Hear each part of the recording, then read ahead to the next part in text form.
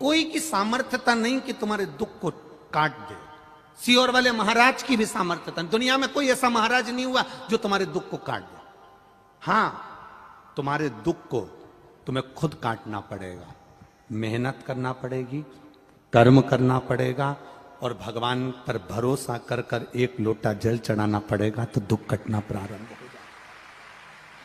अपने आप से हमें दुख काटना, अपने आप से। कोई तुमसे कह दे कि हम तुम्हारे यहां सोने के हंडे निकाल देंगे, तुम्हारे यहां ऐसे मटके भरे पड़े, बस यूं करेंगे और हंडे निकल के आ जाएंगे, तो उनको हमारे सियोर भी भेज देना, हमारे यहां भी 2-4 अंडा निकाल जाएगा। कठिन। कर्म करो, विश्वास रख कर करो। एक लोटा जल चढ़ाने जाओ तो विश्वास रख कर जाओ।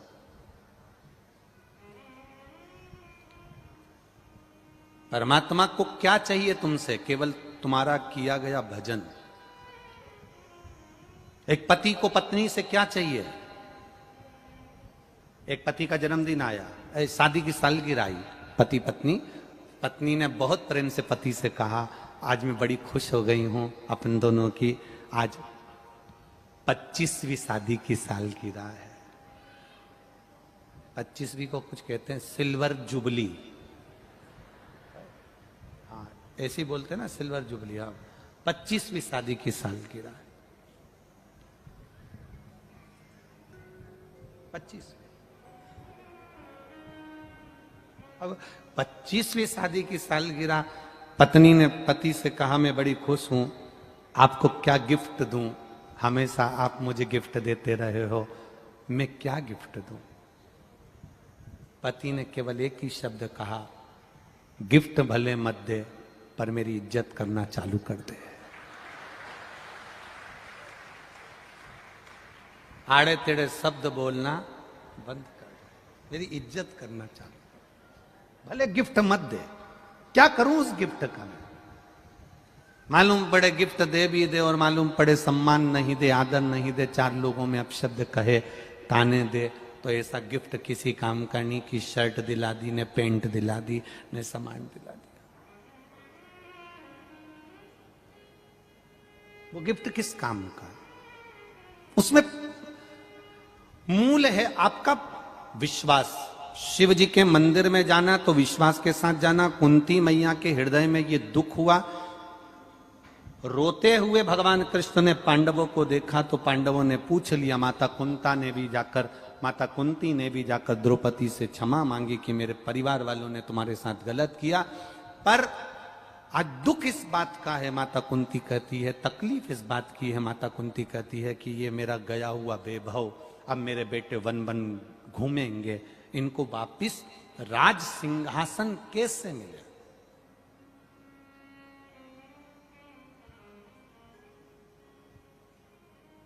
ये 100 हैं, कौरव और पांडव 5। कौरव 100, पांडव 5।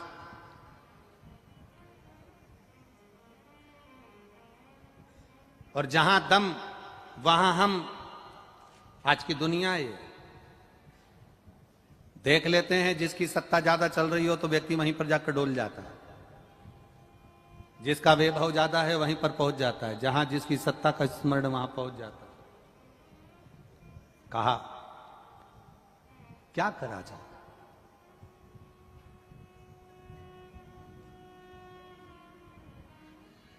भगवान कृष्ण ने पांडवों को बुलाया और पांडवों को बुलाकर कहा कि यह काम चालू करो, 5 में से अगर एक व्यक्ति भी नियम बना ले कि शंकर भगवान को 1 लोटा जल चढ़ाएगा, बेलपत्र चढ़ाएगा, बेलपत्र नहीं मिलेगी तो पत्ती चढ़ाएगा, पत्ती नहीं मिलेगी तो मंदिर की चौखट पर दर्शन करेगा, दर्शन मंदिर के अंदर भी नहीं कर पाया तो शिखर का दर्शन करेगा, पर नियम बना ले, एक कोई सा भी नियम बना ले, नियम बना। हमने आपसे केवल एक नियम बनाने का कहा कि रोज शिव जी के मंदिर में 1 लोटा जल चढ़ाओ। नियम बनाया ना तुमने, अगर नियम बनाना प्रारंभ करा, जैसे उस बेटी ने लिखा मेरी आंख चली गई, डॉक्टर ने कह दिया ये आएगी नहीं आएगी पता नहीं, पर उसने अपने पापा मम्मी का नियम बनवा दिया कि तुम मंदिर जाओ मेरे लिए जल लाओ, मंदिर जाओ जल लाओ, रोज कहती है, रोज वो जल लेकर आते, तो उनका नियम बन गया, तो बेटी के नेत्र आ गए। उसी तरह हम नियम बना लें कि भगवान के मंदिर तक जाना है, नियम बनाने वाले का भगवान हाथ पकड़कर रख ही लेता है। नियम अगर आपने बनाया, एक व्यक्ति भगवान को नहीं मानता था, भगवान को कभी नहीं मानता था, और उसने एक प्रवचन में सुन लिया कि एक नियम बना लो, भगवान तुम्हारे मन की मनोरथ पूर्ण कर देगा, अभिलाषा पूरी कर देगा। अब उस व्यक्ति ने क्या नियम बनाया? ना मंदिर जाने का नियम बनाया, ना भगवान को जल चढ़ाने का नियम बनाया, ना सूर्य को प्रणाम करने का, ना माता पिता को प्रणाम करने का, ना किसी को आदर करने का, कोई नियम उसने नहीं बनाया। केवल एक नियम बनाया उसने। कौन सा? मेरे पास में कुम्हार रहता है, बर्तन बनाने वाला, मटका बनाने वाला, रसोई बनाने वाला, एक मटकी बनाने वाला, मिट्टी के पात्र बनाने वाला कुम्हार रहता है। मैं सवेरे से सबसे पहले उठूंगा तो उसका मुंह देखूंगा, केवल उसका मुख देखूंगा।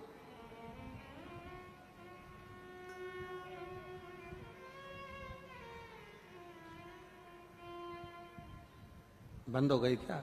चालू कर दो। एक नियम बना लो, और जब एक नियम आप बना लोगे तो उस व्यक्ति ने नियम बनाया कि मेरे पास में कुम्हार रहता है, उस कुम्हार का मैं मुंह देखूंगा जो मट्टी के बर्तन बनाता। अब सुबह से उसका मुंह देखता, रोटी खा लेता, जब तक रोटी नहीं खाता जब तक उसका मुंह नहीं देख लेता, मुंह देखता रोटी खा लेता।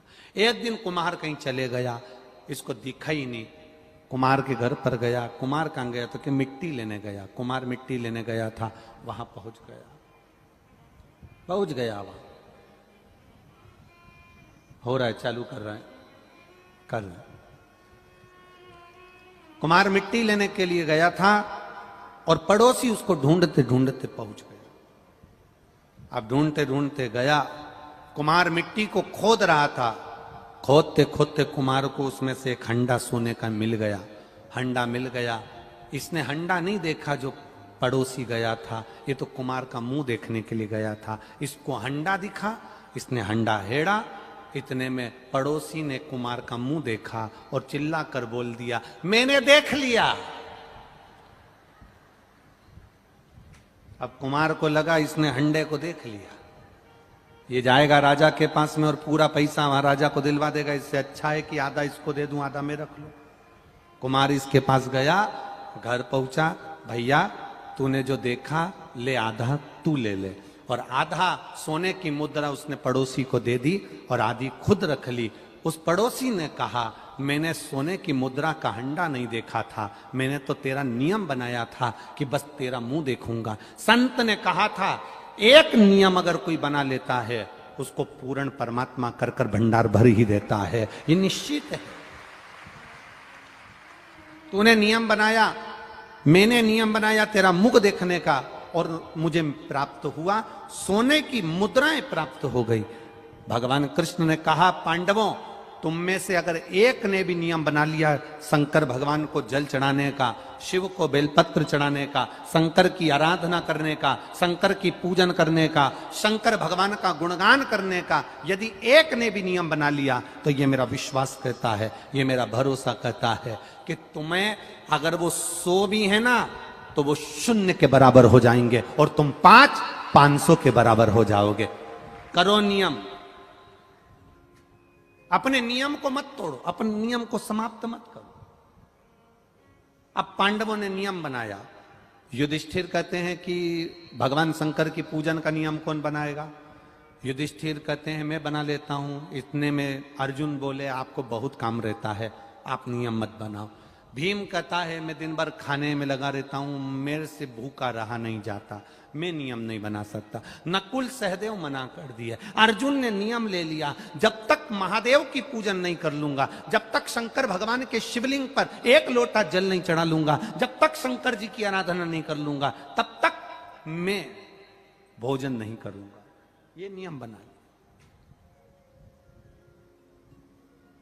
जब तक शिव जी की आराधना नहीं करूंगा, शंकर भगवान को एक लोटा जल नहीं चढ़ाऊंगा, तब तक मैं भोजन नहीं करूंगा। नियम बना लिया। मेरा आप सबसे निवेदन, एक नियम आप भी बनाओ, सारी समस्या का हल अपने नजदीक में जो शंकर जी का मंदिर हो वहां पर जाकर एक लोटा जल चढ़ाओ प्रतिदिन। हां, बीच में अगर कहीं कोई काम अड़ गया, कोई तकलीफ आ गई, कोई कारण आ गया, ब्याह शादी हो गए, कोई फंक्शन आ गया, कोई दुख तकलीफें आ जाती हैं, हो जाए, कोई बात नहीं, 5 दिन 7 दिन 8 दिन छोड़ दिया, फिर पर नियम बना। जितने लोग कथा सुन रहे हैं आस्था चैनल पर, जितने लोग कथा सुन रहे हैं फेसबुक यूट्यूब पर, और जितने लोग इस छत्रपति संभाजी नगर की भूमि पर कथा सुन रहे हैं, एक नियम बना लेना कि हमारे घर से एक लोटा पानी भगवान शंकर के मंदिर रोज जाएगा। मैं जाऊं, चाहे पति जाए, चाहे बेटा जाए, चाहे घर का जाए, पर जाएगा जरूर। वैसे तो नियम बनाओ कि घर का प्रत्येक व्यक्ति एक लोटा जल शिव जी को चढ़ाए, प्रत्येक व्यक्ति, क्योंकि उसका खाया उसको काम आएगा, तुम्हारा खाया तुम्हें काम आएगा। तुम्हारे दुख को तुम मिटाओगी, उसके दुख को वो मिटाएगा। नियम बना। अर्जुन ने नियम ले लिया, जब तक शंकर भगवान के शिवलिंग की पूजन नहीं करूंगा तब तक भोजन नहीं करूंगा। नियम बन गया। अब अर्जुन वन वन घूम रहे हैं, वन वन घूमते घूमते अर्जुन को आज 3 दिन हो गए और शंकर जी का कोई मंदिर नहीं मिला। शिव जी का कोई मंदिर अर्जुन को मिला ही नहीं, प्राप्ति नहीं हुआ।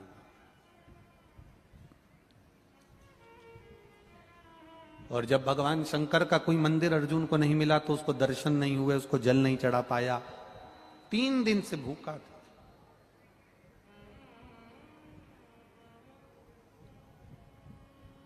तीन दिन से भूखा। युधिष्ठिर ने भीम से कहा, भीम अर्जुन भूखा है, 3 दिन हो गए भोजन नहीं करा। जहां पर विश्वास होता है वहां परमात्मा प्रकट होता है। गंगोत्री से गंगा सागर तक की यात्रा तो एक मुर्दा भी कर लेता। बोलो सही है कि गलत है? गंगोत्री में मुर्दे को पटक दो पानी में गंगा जी के अंदर, तो वो बहता बहता बहता बहता बहता बहता कहां तक पहुंच जाएगा? बोलो, जम के बोलो, गंगा सागर तक पहुंच जाएगा। गंगोत्री से गंगा सागर की यात्रा तो एक मुर्दा भी कर लेता है। तुम्हारे जिंदा रहने की पहचान वो होती है कि गंगा सागर से गंगोत्री तक की यात्रा करी जाए, अर्थात नीचे से ऊपर चढ़ा जाए, मतलब मेहनत कर कर आगे बढ़ा जाए। करोड़ों की संपदा कोई छोड़कर चले गया, आप ऐशो आराम की जिंदगी जी रहे हो वो अलग बात है, पर आपने कितनी मेहनत करी वो देखा जाता है। गंगा सागर से गंगोत्री तक की यात्रा किसने करी? अर्थात हम ये नहीं कह रहे कि आप गंगा सागर से गंगोत्री जाओ, हमारा तो इतना कहना है कि नीचे से ऊपर चढ़ने का प्रयास करो, एक एक सीढ़ी चढ़ने का प्रयास करो, मेहनत कर कर आगे बढ़ने का प्रयास करो। अपने कर्म को करते करते आगे बढ़ने का प्रयास करो। खेती में अगर बीज बो रहे हो, फसल लगा रहे हो, खेती कर रहे हो, बखर चला रहे हो, खेती करने का प्रयास कर रहे हो, तो ये मत मन में सोचना कि पिछली बार की फसल बिगड़ गई थी, अब की बार की भी फसल बिगड़ नहीं जाए, पाला ना पड़ जाए, पानी ना गिर जाए, ऐसा ना हो जाए, वैसा ना हो जाए, कहीं आंधी तूफान ना पड़ जाए। ना ना ना ना, पहली बार की फसल बिगड़ी थी, वो तुमने अपने भरोसे पर करी थी। अब की बार खेत में अगर बीज बो तो महादेव के भरोसे पर बोना, फसल वो देगा। हम जमीन को अपना समझ रहे हैं, बैल को अपना समझ रहा है, बखर को अपना समझ रहा है, काम को हम शास्त्र कह रहा है जिस दिन तुमने पूरा की पूरा काम, पूरा की पूरा परिवार, सब कुछ परमात्मा के भरोसे छोड़ दिया, फिर वो जाने।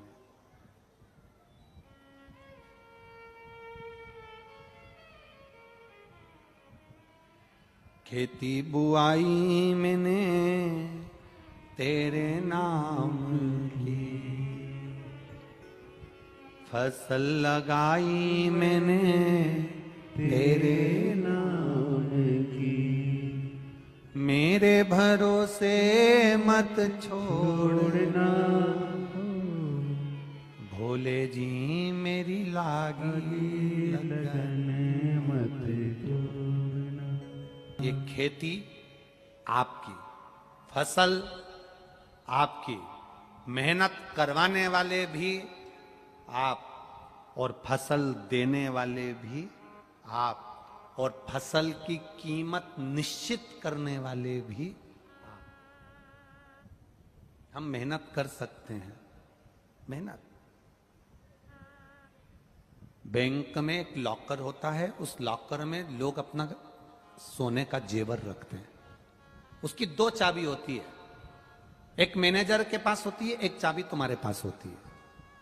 जिसने बैंक के लॉकर में अपना सोना रखा होगा, गोल्ड रखा होगा, सामान रखा होगा, उसको मालूम है। दो चाबी होती है बैंक के लॉकर की, एक मैनेजर के पास, एक तुम्हारे पास। तुम्हारी चाबी कितनी भी घुमा लो, लॉकर खुलेगा क्या? जम के बोलो, नहीं खुलेगा। मैनेजर अपनी चाबी कितनी भी घुमा ले, लॉकर खुलेगा क्या? नहीं खुलेगा। तुम अपनी चाबी घुमाओ, मैनेजर आएगा, अपनी चाबी लगाकर घुमाएगा और लॉकर खुल जाएगा। उसी तरह तुम मेहनत की चाबी घुमाते रहो, मेरा भोलेनाथ चाबी लाकर घुमाएगा तुम्हारे भाग्य की और कार्य हो जाएगा। भाग्य की चाबी वो घुमाता है, मेहनत की चाबी आपको घुमाना है। आप इतनी दूर दूर से चलकर यहां आए हो, गाड़ियां लेकर आए हो, बस लेकर आए हो, कोई लोडिंग लेकर आए हो, कोई ऑटो लेकर आए हो, कोई बाइक लेकर आए हो, कोई फोर व्हीलर गाड़ी लेकर आए हो। एक एक दो दो किलोमीटर दूर तुम्हारी गाड़ी रोक दी, तुम वहां से पैदल चलकर यहां तक चलकर आए हो। तुमने इतनी मेहनत कर कर अगर यहां तक पहुंचे हो, इतनी मेहनत कर कर, तो तुम्हारी मेहनत खाली तो नहीं जा सकती। देगा तो वो, भरेगा तो वो, तुम आए उसके दरवाजे पर हो। शरीर में श्वास रहेगी तो शरीर चलेगा। तुम्हारी कथा सुनने में अगर तुम्हारा विश्वास है कि मैंने सियोर वाला महाराज के मुंह से कथा सुनी है, एक लोटे जल का महत्व देखा है, एक बेलपत्री का महत्व देखा है। उन्होंने कहा था 5 जगह पर बेलपत्री रखकर जल चढ़ाना, मतलब पक्का है कार्य होगा अगर विश्वास रखकर चढ़ाओगे। उन्होंने कहा था शिवलिंग पर जल चढ़ाकर आधा जल बचा हुआ बेलपत्री के पेड़ के नीचे चढ़ाना, मतलब उन्होंने कहा है विश्वास है।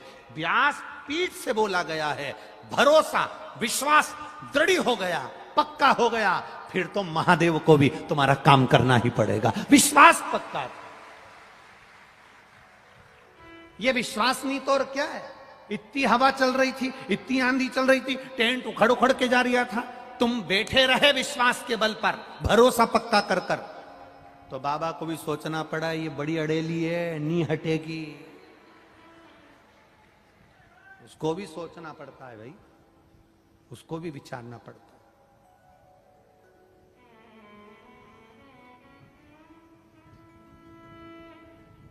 भोलेनाथ दया करना, मैं तेरे भरोसे हूँ। मेरे बाबा दया करना, मैं तेरे भरोसे हूँ। ना घर के भरोसे हो, ना परिवार के भरोसे हो, मेरे बाबा दया करना, मैं तेरे भरोसे। हम उसके भरोसे जीना प्रारंभ कर। हम कथा सुनते हैं जब तक हमारा भरोसा रहता है, फिर कोई मिल जाता है और वो कह देता है कि यहां से तुम्हारा काम नहीं हो रहा तो तुम हमारी दूसरी जगह चलो, हम एक और बाबा के पास ले चलते। यहां से काम नहीं हो रहा तो वो तीसरे के यहां चल चलो, हम उसके पास ले चलते हैं। मतलब तुम एक पे भरोसा नहीं कर पाए। अगर एक पर भरोसा कर लेती, शिव महापुराण पर पूरा भरोसा कर लेती ना, तो तुझे किसी के दरवाजे जाने की जरूरत नहीं पड़ती, तेरा काम वहीं से होगा।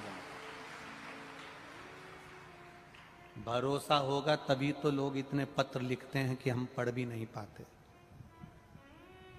भरोसा, विश्वास, शरीर में श्वास जरूरी है और कथा में विश्वास जरूरी है। आप जब शिव महापुराण की कथा चाहे टीवी पर सुन रहे हो, चाहे पंडाल में सुन रहे हो, चाहे मोबाइल पर सुन रहे हो, आपको भरोसा होना चाहिए, विश्वास होना चाहिए, दृढ़ता होना चाहिए। विश्वास तोड़ने वाले बहुत मिलेंगे, बहुत।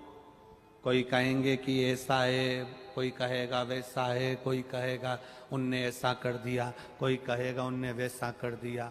कितना कितना लोग उपद्रव मचाते हैं। अब सीहोर में रुद्राक्ष उत्सव हुआ, लोगों ने कितना उपद्रव मचाया, ढेर उपद्रव मचा के रखा, पर विश्वास मेरे बाबा पर था।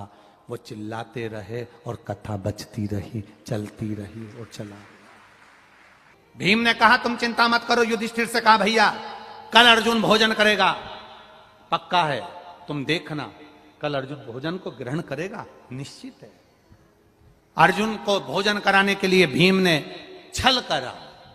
एक पेड़ की टहनी को, एक पेड़ के ठूट को काटा, काट कर उसको लाया, लाकर जमीन में गाड़ दिया, गाड़ कर उसके 4 बांस लगाकर, बांबू लगाकर उसके ऊपर छाया कर दी, और जो पेड़ का ठूट था उसके ऊपर माला पहना दी, पत्ती रख दी, और पत्ती रखकर, फूल रखकर, माला पहनाकर उसको त्रिपुंड लगा दिया, और अपने युधिष्ठिर से और अर्जुन से जाकर कहा जंगल में मुझे शंकर जी का मंदिर मिल गया। जंगल में मुझे शंकर जी का मंदिर मिल गया। शिव मंदिर जंगल में मिल गया? हाँ। युधिष्ठिर ने तुरंत अर्जुन से कहा अर्जुन इसके साथ जाओ और शंकर जी का दर्शन करके जल चढ़ा कर आओ। अर्जुन 1 लोटा जल सरोवर में से भरे, शंकर का गुणगान करते हुए नमः शिवाय नमः शिवाय नमः शिवाय ओम नमः शिवाय बोलते हुए शंकर के मंदिर में पहुंच गए। शिव जी का शिवलिंग देखा, अर्जुन प्रसन्न हो गए। प्रसन्न होकर उन्होंने जल चढ़ाया, जल चढ़ाकर वापिस आए। आने के बाद माता कुंती से, द्रौपदी से कहा भोजन दो। भोजन सामने आया, अर्जुन ने भोजन करा। जैसे ही भोजन करा, अर्जुन बस भोजन आधा कर चुके थे और भीम ठहाका लगाकर हंस दिए। भीम ठहाका लगाकर हंस दिए, क्योंकि उसको मालूम था कि मैंने इसको बेवकूफ बना दिया। उसको मालूम था मैंने इसको बेवकूफ बना दिया। भीम ठहाका लगाकर हंसे, और भीम जब ठहाका लगाकर हंसे तो युधिष्ठिर को रास नहीं आया, नकुल सहदेव को रास नहीं आया, अर्जुन को रास नहीं आया कि अर्जुन आज भोजन कर रहा है, 3 दिन में भोजन कर रहा है और तुम हंस रहे हो, तुम हंस रहे हो। जब एक पत्थर को लोग पूजते हैं तो बहुत सारे ठहाका लगाने वाले मिल जाते हैं जो तुम पर हंसेंगे। अरे अभी बताओ, हमने तो यह पत्थर रखा था, हमने तो यह पत्थर रखा था, हमने तो यहां लाकर पत्थर रखा था, और किसी ने उसकी पूजन कर ली, दूसरा उसकी पूजन करना चालू कर दिया, तीसरा उसकी पूजन करना चालू कर दिया, चौथा उसकी पूजन करना चालू कर दिया। एक पत्थर में भी प्राण आ जाते हैं जब कोई दिल से उसको पूज लेता है, उसकी प्राण प्रतिष्ठा हो जाती है। एक पत्थर में भी प्राण आ जाते हैं। कोई उपाय वाला महाराज कह देता है, हम तो कहते हैं शंकर ने जो लिखा है शिव पुराण में बस उसी को बताया है। पूरी शिव पुराण को दिल से पढ़ना, एक एक चीज जो बताई गई, चाहे बेलपत्र हो, चाहे शहद हो, दही हो, चाहे काली मिर्ची हो, चाहे श्री शिवाय नमस्तुभ्यम हो। कई लोगों को तो श्री शिवाय नमस्तुभ्यम का भी विरोध करना है कि ये मंत्र ही नहीं, ये साधना ही नहीं। मत जपो ना, हमारा दिल करता है हम जप रहे हैं, ये हमारा दिल है। और हम आपसे भी कहेंगे आपका दिल करे तो श्री शिवाय नमस्तुभ्यम बोलो, उसका मतलब होता है शंकर भगवान मैं आपके चरणों को नमन करती हूं। उसके बाद भी कई लोग कह देते हैं श्री शिवाय नमस्तुभ्यम कहां से ले आया सीहोर वाला महाराज, कहां से ले आया? विद्येश्वर संहिता में स्वयं वेद व्यास जी ने लिख दिया। छुपा कर रखा हुआ था ये ग्रंथ, ऐसा था कि लोगों के सामने, क्योंकि आज के जमाने में सब जितने भी कथा सुनने वाले हैं ना, ये सब दूसरे लोगों के दुख मिटा देते हैं। इनकी पड़ोसन फोन करके बोलती है मेरा बेटा बीमार है, ये तुरंत बता देती है पशुपति व्रत कर ले, एक लोटा पानी चढ़ा ले, सुना मैं मेरे शंकर जी की कथा में, ज्यादा हो तो एक बेलपत्री लाके खिला दे। बोलो सही है कि गलत है?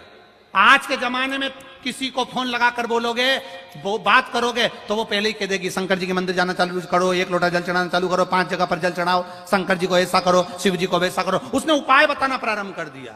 अब अकेला सीहोर वाला महाराज उपाय नहीं बताता, और सीहोर वाले महाराज को देखते देखते आजकल हर व्यासपीठ से लोग उपाय बताने लगे। शिव को पहचानना है हम। आजकल सब समझदार हो गए, जरा सा तकलीफ आती है लोग शंकर का भजन करते हैं, स्मरण करते हैं।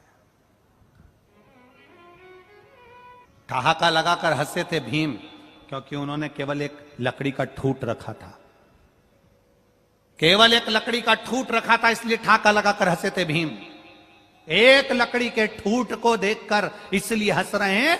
भीम के हंसने का कारण केवल इतना है कि मैंने अर्जुन को बेवकूफ बना दिया।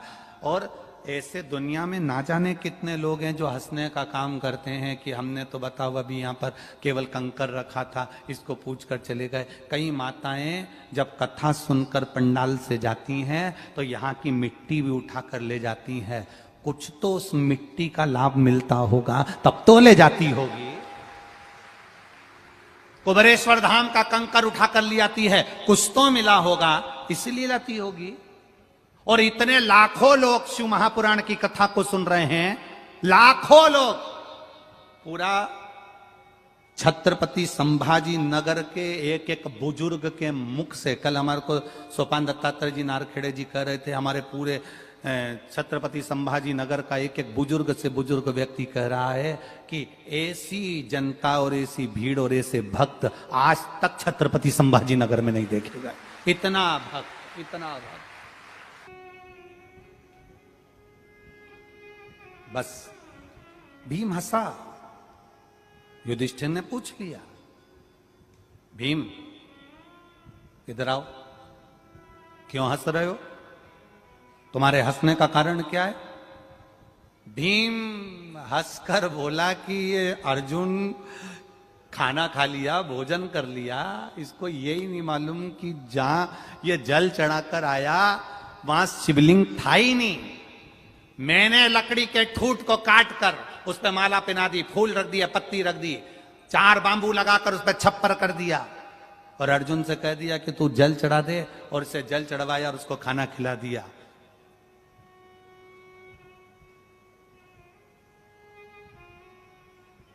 बन गया ना बेवकूफ?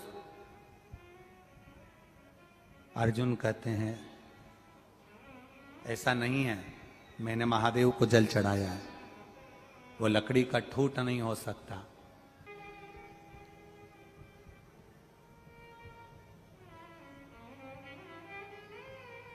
आप कुबेरेश्वर धाम पर जाएंगे तो हमने एक केदार शिला रखी है, करें दर्शन आप लोगों ने? एक बड़ी सी शिला, केदार शिला उसका नाम है, आप उसका दर्शन करिए। केवल उस पर आपका हाथ का स्पर्श मात्र, ये 2 हाथ का स्पर्श, उस केदार शिला का महत्व ही यही है। जो संतान प्राप्ति के लिए आते हैं वो हल्दी का छापा लगा देते हैं, जो शादी के लिए आते हैं वो कुंकू का छापा लगा देते हैं। बस केदार शिला पर हाथ का स्पर्श करते हैं, पूजन करते हैं और बाबा से विनती कर कर जाते हैं, और बाबा भंडार। उस केदार शिला का स्मरण, कंकर शिला का भाव व्यक्त किया।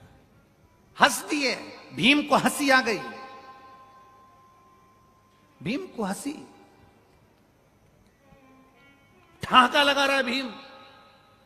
ऐसे दुनिया में कई लोग हंसेंगे। आप सीहोर आएंगे कंकर शंकर की भूमि पर तो लोग कह देंगे क्या रखा है वहां, क्यों जा रहे हो वहां, शंकर जी का मंदिर भी नहीं बना अभी तो, शिव जी भी नहीं बैठे अभी तो, क्या करोगे वहां जाकर। हम दूसरे की क्या बात करें, कुछ लोग ऐसे भी मिल जाएंगे अपने भी, जो आप आएंगे तो आपको वहीं से कह देंगे क्या रखा है वहां पर, क्या करोगे जाकर, जाना है तो यहां जाओ वहां जाओ, क्यों आते हो कुबेरेश्वर धाम। पर जो विश्वास लेकर आया, भरोसा लेकर आया, उस दृढ़ता के साथ आया है, उस भूमि के कंकर को शंकर मानकर आया है, वहां बैठकर 108 बार श्री शिवाय नमस्तुभ्यम कहकर गया है, वो झोली भरकर वापिस आया है, करोड़ों का धन लेकर आया है, संपदा लेकर। क्या वर्णन करें हम उस कुबेर भंडारी की भूमि का। एक नेपाल की एक महिला बाबा के यहां आई, गई थी महाकाल दर्शन करने, और बाबा के यहां आकर बस उसने कहा मेरा बहुत बड़ा केस चल रहा है बाबा, साथ ले, बस बहुत है, साथ ले।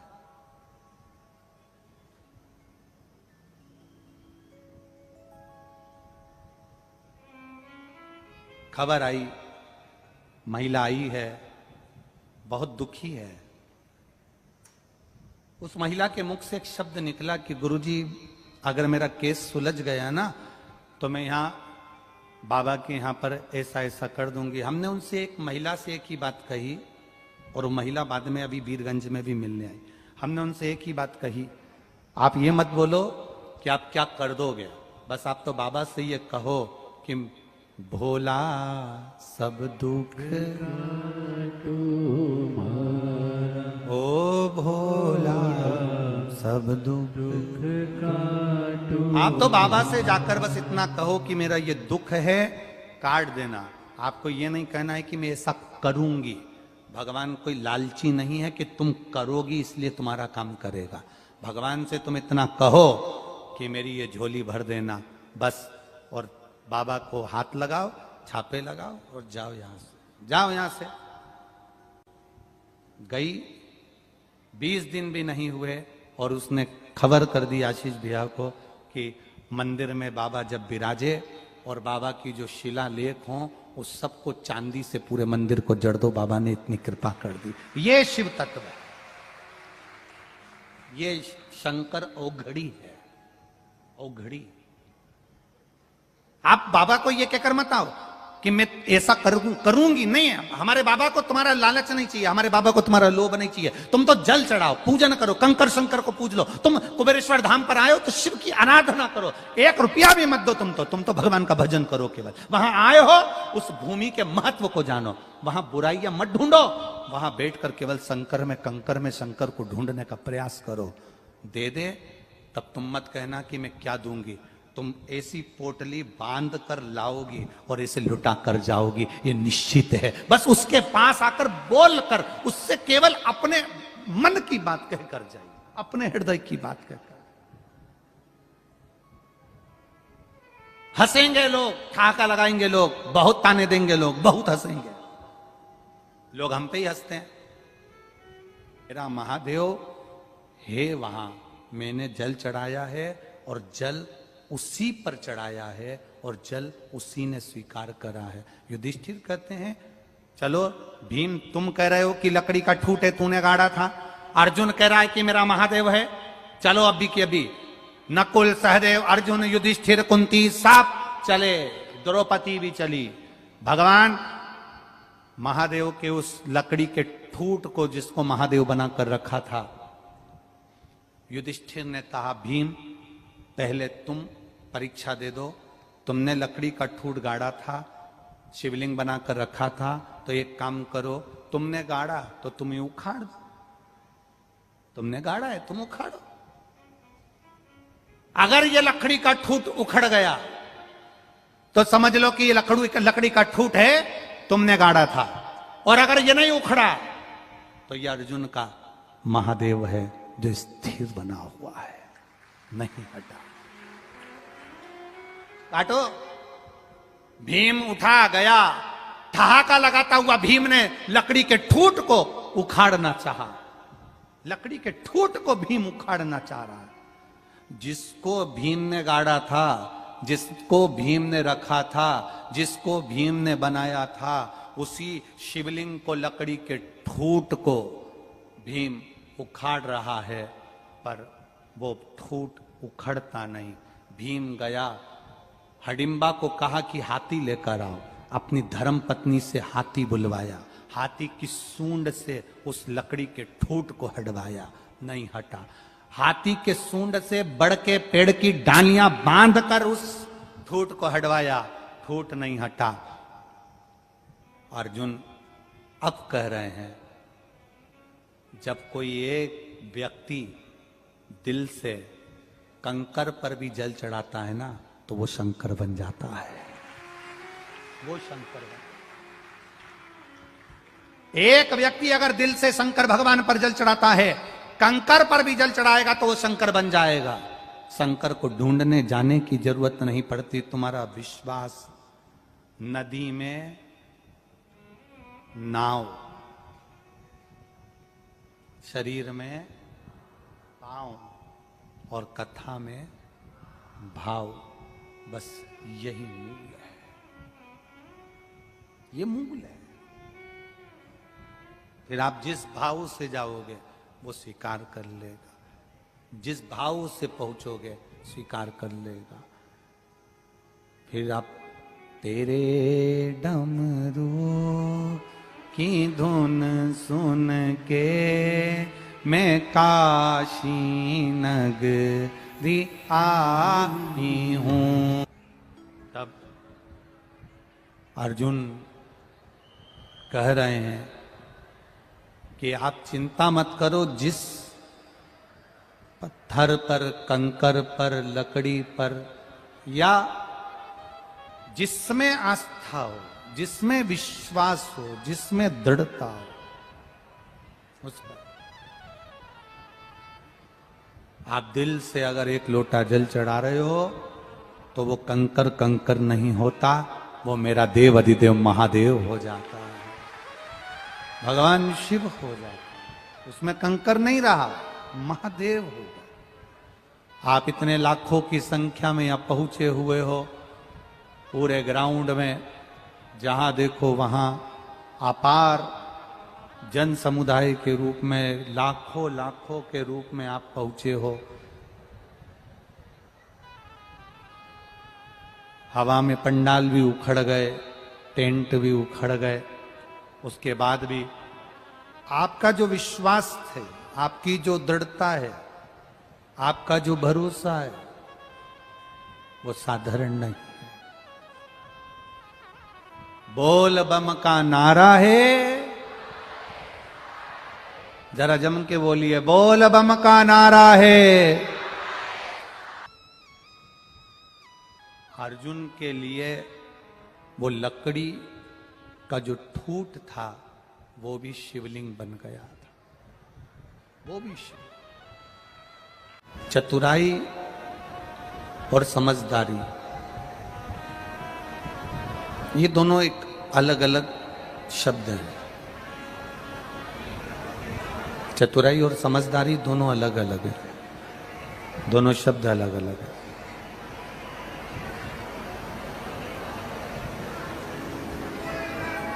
आप किसी को धोखा दे रहे हो,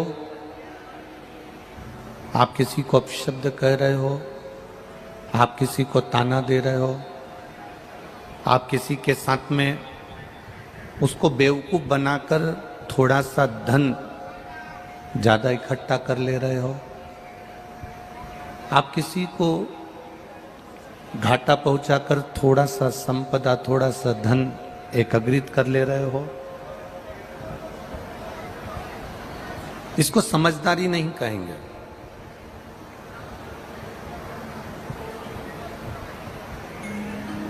शिव महापुराण में ये समझदारी नहीं है, इसको चतुराई कहेंगे। चतुराई किसी के साथ धोखा करना सिखा देती है, चतुराई किसी के साथ कपट करना सिखा देती है, चतुराई किसी को नीचा दिखाना सिखा देती है, चतुराई किसी के व्यापार को समाप्त करना सिखा देती है। चतुराई आपको बहुत सी चीजें सिखा सकती है, पर समझदारी और चतुराई में अंतर केवल इतना है कि चतुराई आपको किसी ना किसी को घाटा देना सिखाएगी, कहीं से धन अर्जित करना सिखाएगी, पर समझदारी भगवान की शरणागति और भजन और ईमानदारी से कमाने की राय देगी। हमें कभी ये नहीं कहना कि यह बहुत चतुर है। जो दूसरे को धोखा दे दे वो चतुराई में हो सकता है।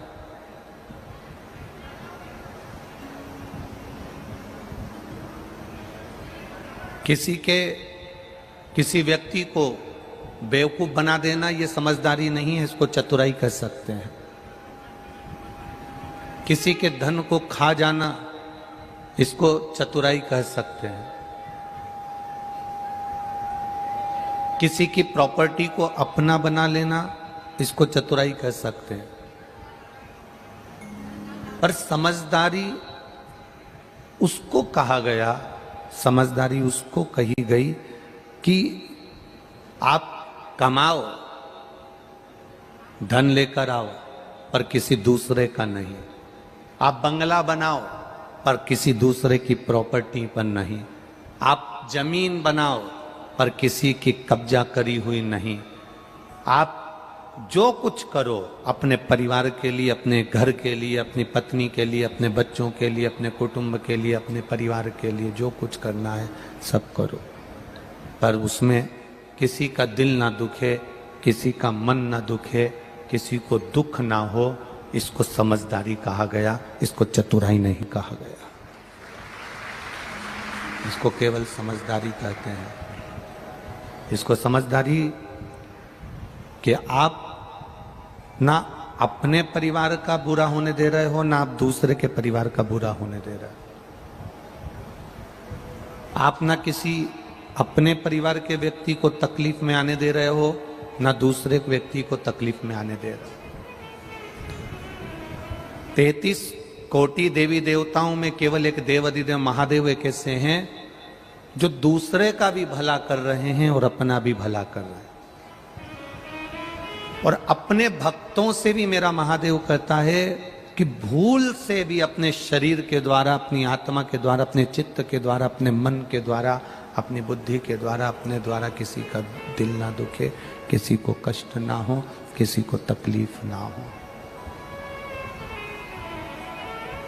इस मन के द्वारा, इस चित्त के द्वारा, इस बुद्धि के द्वारा, इस शरीर के द्वारा, आपके द्वारा किसी का दिल नहीं दुखना चाहिए, किसी का मन नहीं दुखना चाहिए। हम तो यहाँ तक कहते हैं, शिव महापुराण यहाँ तक कहती है,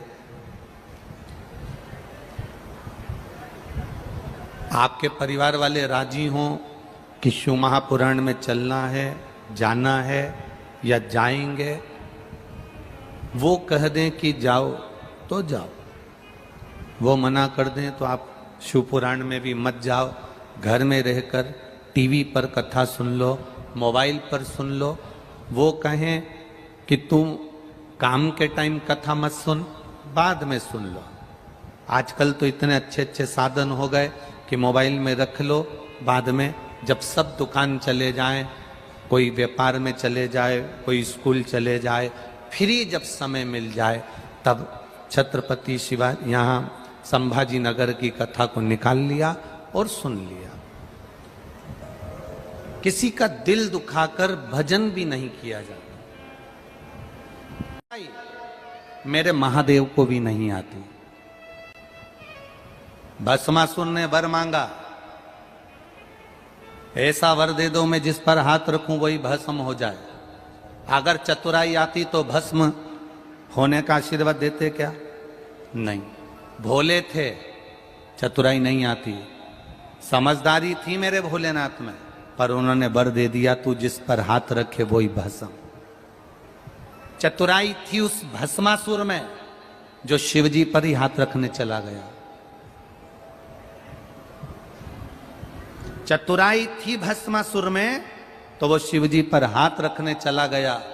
शंकर जी दौड़ते दौड़ते दौड़ते दौड़ते दौड़ते दौड़ते भगवान विष्णु के पास पहुंच गए, क्योंकि उनको मालूम है ये भी चतुर है तो उसका नाम भी चतुर नारायण है, मैं उसके पास चले जाता हूं। अगर ये चतुर है तो मैं चतुर नारायण के पास चले जाता हूं, और चतुर नारायण के पास पहुंच गए।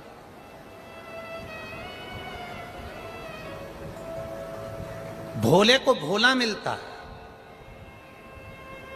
समझदार को समझदार मिलता है, और चतुर को जम के बोलो चतुर मिलता है। आप अगर आज किसी को धोखा देकर 2 रुपए ज्यादा कमा भी लोगे ना कोई तुमको ऐसा चतुर मिलेगा, तुमने उसको धोखा दिया, वो तुम्हें धोखा देकर तुमने 2 रुपए उससे ज्यादा लिए, वो तुमसे 10 रुपए लेकर जाएगा। चतुर को चतुर मिलता। और भस्मासुर जैसे चतुर को चतुर नारायण मिले। क्या करा उन्होंने? स्त्री का रूप लेकर उसको नचाया, उसी का हाथ उसी के सिर पर रगवा दिया। अब सोचो, इसने तो वर मांगा था और उसी को समाप्त करवा दिया उसी के वर से। चतुर को चतुर मिल जाता है, भोले को भोला मिलता है, सहज को सहज मिलता है।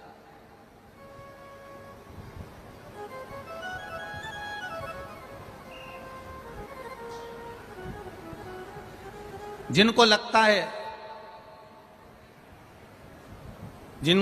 है मेरी शादी होगी तो ना जाने सास कैसी मिलेगी, शादी होगी ना जाने ननंद कैसी मिलेगी, मेरा उनसे निवेदन है, अगर आप अच्छे हो ना तो आपको ये कुछ कहने की जरूरत नहीं है।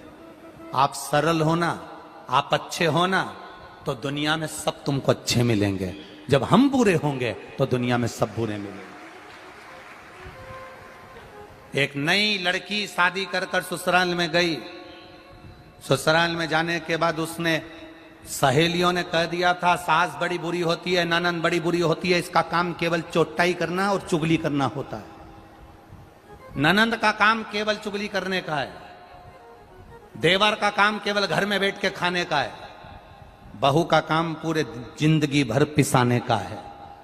ये सहेलियों ने दिमाग में भर दिया, किटी पार्टी में जाकर भर दिया दिमाग में। तेरी सास बुरी, ससुर बुरा, जेठ बुरा, देवरानी बुरी, जेठानी बुरी, ननंद बुरी। लड़की शादी कर जैसे ही ससुराल पहुंची उसके दिमाग में फंसा हुआ था सास बुरी होती है। सास ने उसको कहा बेटा सुनो, हाथ में बहुत सारी सोने की चूड़ियां हैं, मेहमानों ने दी, हमने दी, तुम्हारी मम्मी ने पापा ने दी, तुम एक काम करो, काम करोगी, आटा वगैरह उसनोगी, करोगी, हाथ की चूड़ियां थोड़ी सी उतार कर रख दो, लाओ मैं संभाल के रख देती हूं, लाओ मैं संभाल के रख देती हूं। सास ने भला सोचा, इसको लगा सास तो लोभी है, मेरे हाथ की चूड़ियां ले रही है। बेटा अलमारी में साड़ियां ज्यादा हैं, मैं ननंद को भेज देती हूं तुम्हारी, उसको दे देना, वो दूसरी अलमारी में रख देगी। इसको लगा ननंद चोर है, चुगलखोर है। ससुर ने शाम को कहा बेटा कल तुमने भिंडी की सब्जी बना ली थी, आज तुम टमाटर की सब्जी बना लेना। इसको लगा ससुर बड़ा लोभी है। हर व्यक्ति में इसको दोष नजर आया, क्योंकि इसकी बुद्धि में पहले से ही दोष भरा हुआ था, और इसने अपना रंग ढंग दिखाना चालू करा। कहीं सास को कुछ बोले, कहीं ननंद को कुछ बोले, कहीं देवर को बोले, कहीं जेठ को बोले, कहीं ससुर को बोले। सब इससे बात करना बंद कर दिए, दूर हो गए। अभी शादी करी, 15-20 दिन हुए, ये बहू ऐसा क्यों कर रही है, आखिर इसको क्या पड़ गया ऐसा, समझा रहे हैं, समझ नहीं रही। ये विदा लेकर अपने पिताजी के घर गई। माँ ने पूछा बेटा तेरे ससुराल वाले मिले होंगे, कैसे लगे सब? बेटी ने कह दिया सास नंबर 1 की बेकार, ससुर लोभी, ननंद चुगलखोर, देवर मक्कार बैठे बैठे खाता है, जेठ और बुरा, जेठानी सबसे गंदी, और मेरा पति वो तो राक्षस है।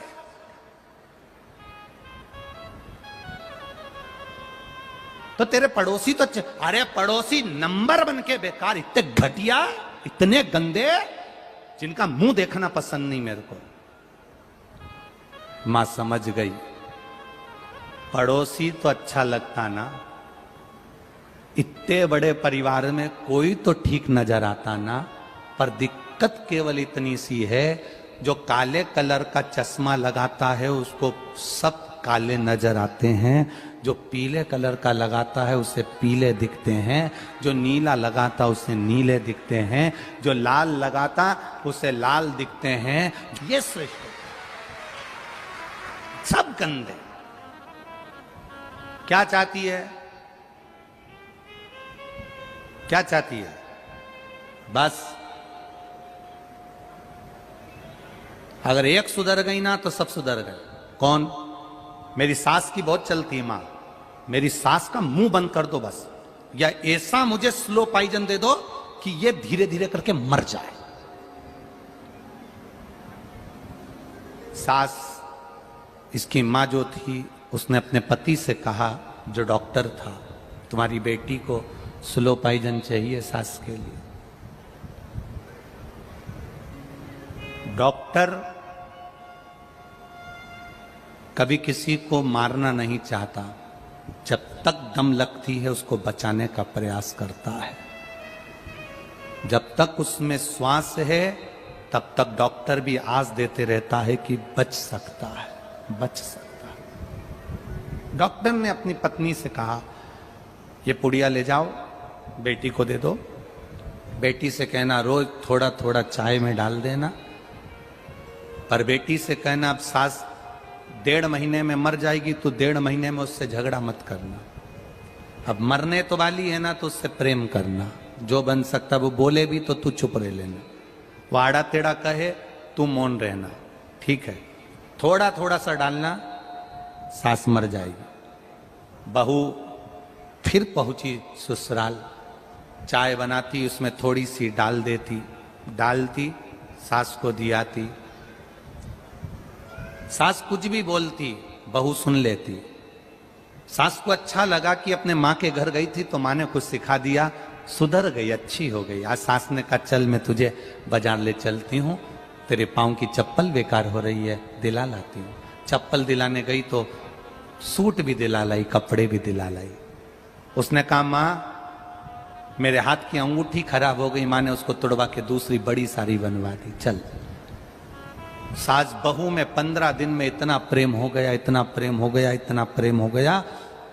बेटी दौड़कर अपनी माँ के पास वापिस मायके जाकर कहती है, माँ पिताजी से कह दो मैं अपनी सास को मरता हुआ नहीं देखना चाहती, उसको वापिस जिंदा कर दे। हम सुधर गए, हम अपने आप को संवार लें। ना सास बुरी होती है ना बहू बुरी होती है। बुरा समय होता है, वक्त होता है, उस समय को थोड़ा सा टाल दीजिए, अपने आप आपकी जिंदगी संवर जाएगी, अपने आप आपका जीवन संवर जाएगा।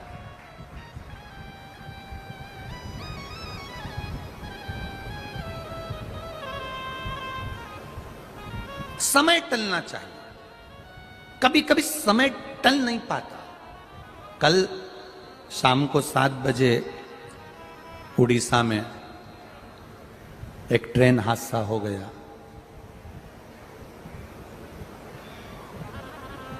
दो 250 लोगों के प्राण चले गए और 900 लोग हॉस्पिटल में पड़े हुए हैं।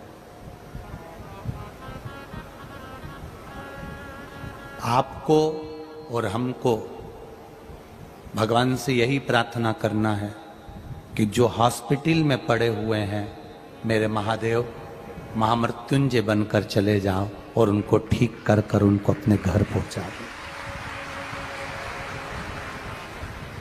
जो शांत हो गए, मेरे देव अधिदेव महादेव उनको अपने चरणों में स्थान प्रदान करें।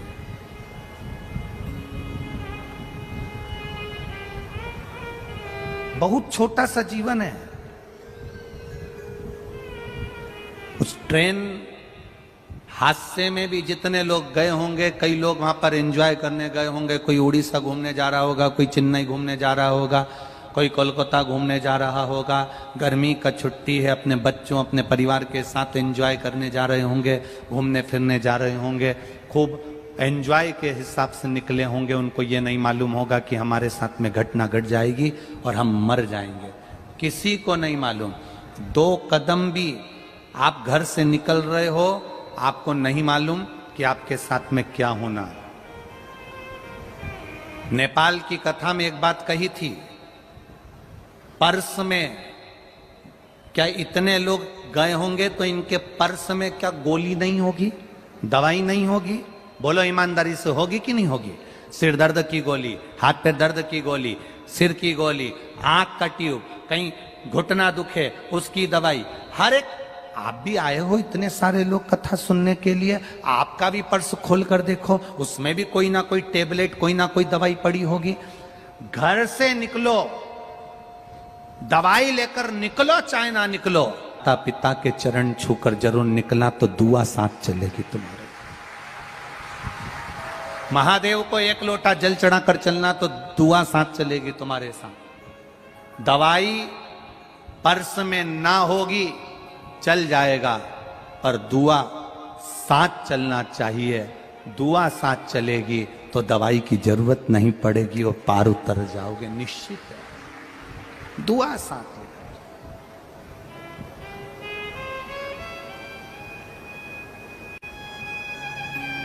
भजन के बल को बढ़ाओ। जीवन का कोई भरोसा नहीं है, कोई सार तत्वता इस शरीर की है ही नहीं। कब जाना पड़ जाए, कब प्राण चले जाए, कब प्राण छूट जाए, कोई भरोसा नहीं।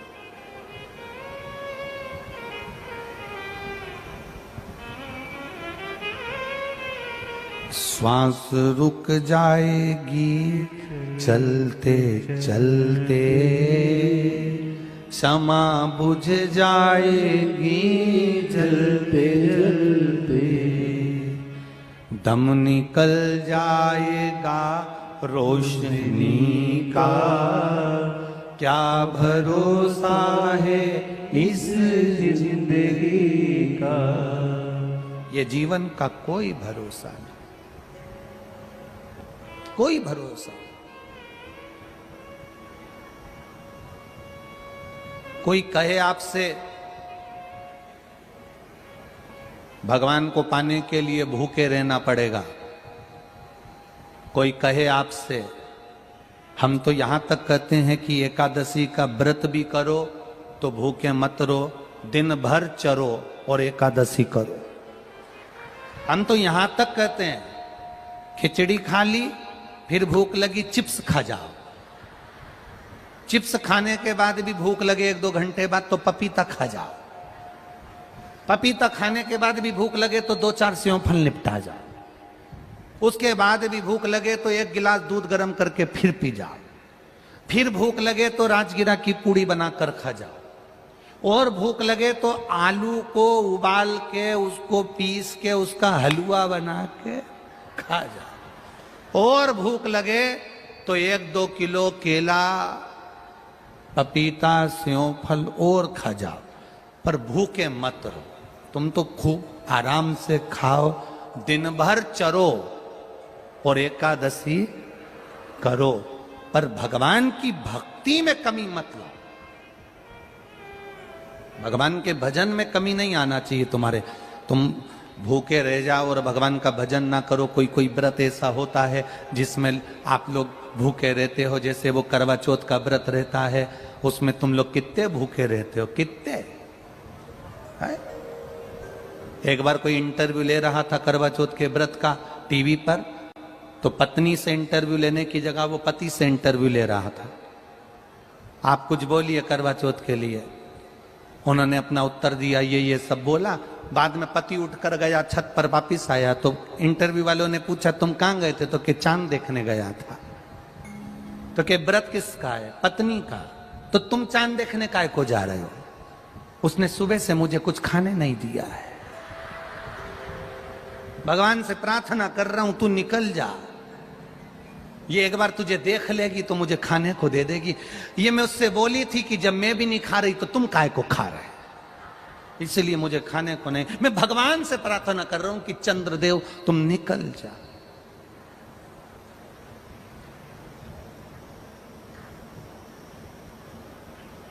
चांद निकल भी गया, पत्नी चांद को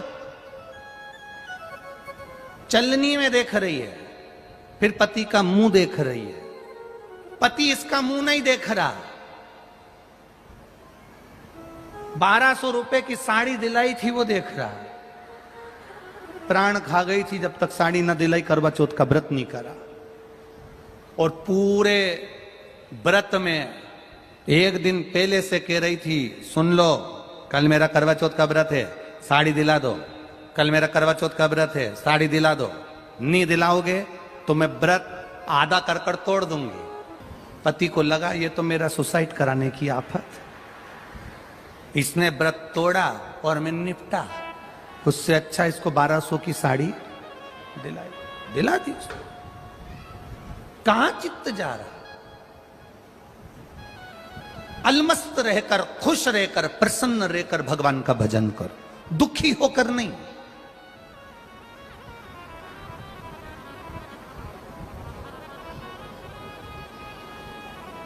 कोई मर गया, घर में रो रहे हो। कोई मर गया, घर के बाहर रो रहे हो। कोई मर गया, हॉस्पिटल में रो रहे हो। कोई मर गया, रोड पर चलते चलते रो रहे हो।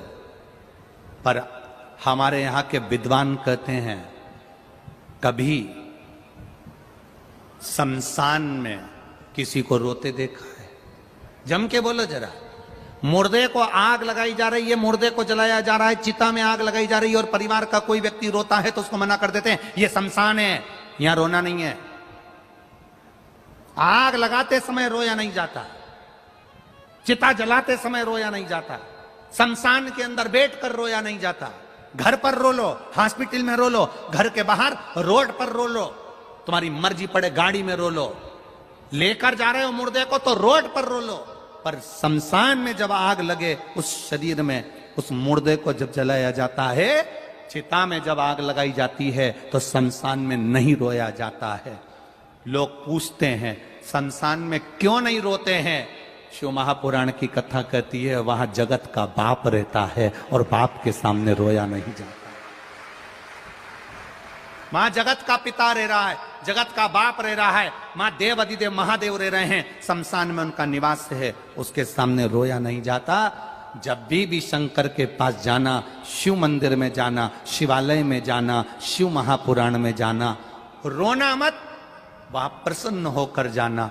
जिंदगी में कितना भी दुख हो तो भी मंदिर प्रसन्न होकर जाना। तो पार्वती जी भी शिव जी से कह देंगी, इसकी जिंदगी में कितना दुख है, कर्जा है, बीमारी है, किराए के मकान में रह रही है, दुकान नहीं चल रही है, बच्चे सुन नहीं रहे हैं, गलत संगति में जा रहे हैं, पढ़ाई का पैसा नहीं है, रोटी के लिए मोहताज है, उसके बाद भी मंदिर में पानी चढ़ाने आती है, एक लोटा जल चढ़ाने आती है और मुस्कुरा कर आती है, हंसकर आती है।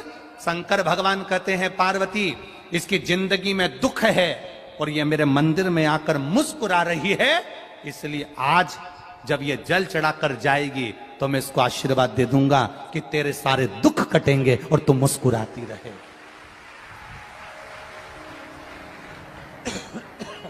तेरे दुख कटेंगे और तू मुस्कुराती रहेगी। मैं आशीर्वाद दूंगा इसको, क्योंकि ये मेरे मंदिर में मुस्कुरा कर आती है, ये मेरे सामने मुस्कुरा कर आती है। जो बहू सास के सामने 24 घंटे रोकर जाए, हमारे को तो तुमने ऐसी साड़ी चढ़ाई थी, हमारी शादी में तो केवल 1 लाख रुपए खर्च करे, देवर की शादी में इतने खर्च करे, ननन की शादी में ऐसा करा, उसकी शादी में ऐसा करा, हमको तो कुछ दिया ही नहीं, हमको तो कुछ करा ही नहीं, हमको तो कुछ करा ही नहीं। जिंदगी भर जो रोती रहे रोती रहे रोती रहे रोती रहे रोती रहे, तो सास भी सोच लेती है इसकी तो जिंदगी में रोना ही लिखा है। जो कुछ भी नहीं है उसके पास में, तो भी मुस्कुराकर सास से कहे, मम्मी चाय बना लाऊं क्या? बेटा दूध नहीं है। सास कह रही है दूध नहीं है, और बहू कह दे तो कोई बात नहीं मां, काली चाय पी लेते थोड़ा नींबू निचोड़ के, पेट भी साफ हो जाएगा। जो विषम परिस्थिति में भी मुस्कुराकर अपने आनंद को जीती है, सास भी सोच लेती है मेरी जिंदगी में ऐसी बहू कहीं नहीं मिलेगी। परमात्मा जितने जन्म देना, मेरी बहू बेटी इसी को बनाकर भेजना, कोई दूसरे को नहीं। विषम परिस्थिति में भी जो समता ढूंढे, विषम परिस्थिति में भी जो सुख ढूंढे, विषम परिस्थिति। जब पहली बार माता पार्वती जी शादी कर कर आई कैलाश धाम पर, शादी करके आने के बाद उन्होंने जब कैलाश धाम पर देखा तो कहीं उनका रहने के लिए जगह ही नहीं थी। अब कैलाश में कहां जगह रहने के लिए? आज भी कैलाश में कहां जगह है रहने के लिए? आप चले जाओ कैलाश पर्वत, कैलाश मानसरोवर की जिन्होंने यात्रा करी होगी उनको मालूम होगा। नीचे मानसरोवर में तो रुक सकते हो पर कैलाश पर नहीं रुक सकते। आपकी मर्जी हो तो आप जाके रह सकते हो। 4-6 महीने रह के बता दो कैलाश के पास, ऊपर, मानसरोवर में नहीं, ऊपर। कहां रहने की जगह? पार्वती मैया विवाह कर कर आई तो कैलाश पर कहीं रहने की जगह नहीं थी। माता पार्वती जी शिव जी के पास आकर बैठ गईं।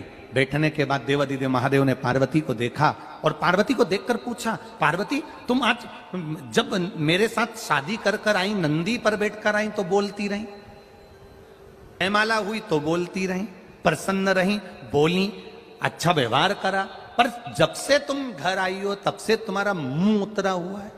कोई कोई बहू ऐसी हो जाती है, शादी में फेरे डले तो मुस्कुराए, स्टेज प्रोग्राम होए तो मुस्कुराए, गुलाब जामुन खाए तो मुस्कुराए, पार्लर जाए तो मुस्कुराए, गाड़ी में पति पत्नी दोनों आ रहे थे तो मुस्कुराए, पर घर में जब से उन्हें आई और 1-2 दिन रहने के बाद इसका मुंह उतर जाए तो पति पूछेगा कि नहीं पूछेगा, तू पहले तो अच्छी रह रही थी, अब क्या हो गया तेरे को, क्यों सांप सूंघ गया तेरे को, क्या तकलीफ हो गई तेरे को? भगवान शंकर ने पार्वती जी से पूछा, तुझे तकलीफ क्या है, तुझे कष्ट क्या है, क्या बात है, तुम मौन क्यों है? पार्वती जी कहती है कि मैं शादी कर कर तो आ गई पर यहाँ रहने की जगह नहीं है। शंकर भगवान कहते हैं, पार्वती एक काम करो, क्या चाहती हो? तुम जो बोलोगी वो हो जाएगा, तुम बताओ क्या चाहती हो? पार्वती जी कहती हैं, मैंने दुनिया का बहुत वैभव देखा है,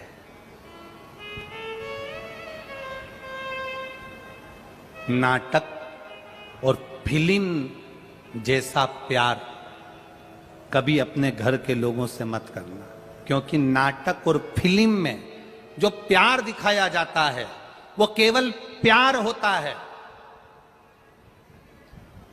उसको प्रेम नहीं कह सकते।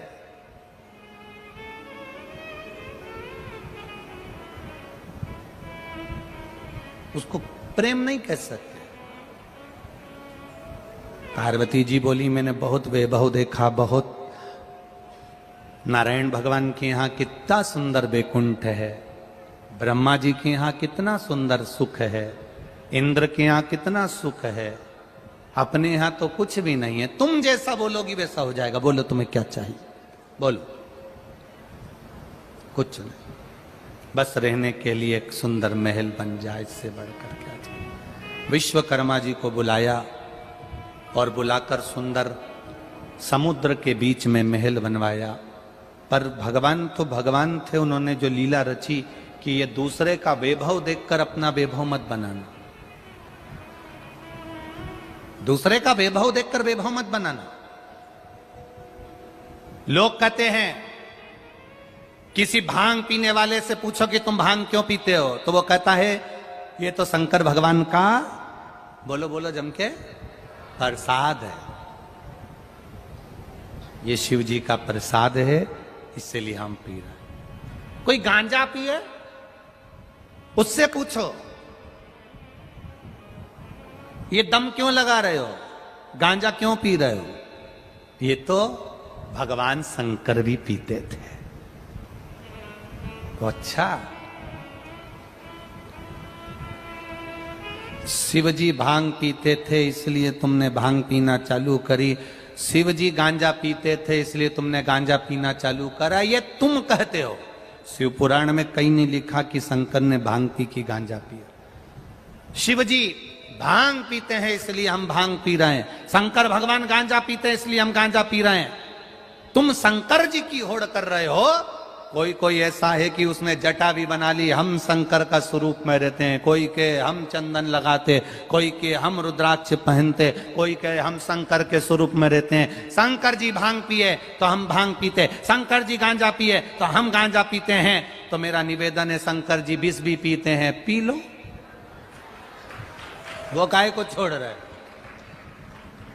शिव शंकर भगवान तो विष भी पिए है ना, तो पियो।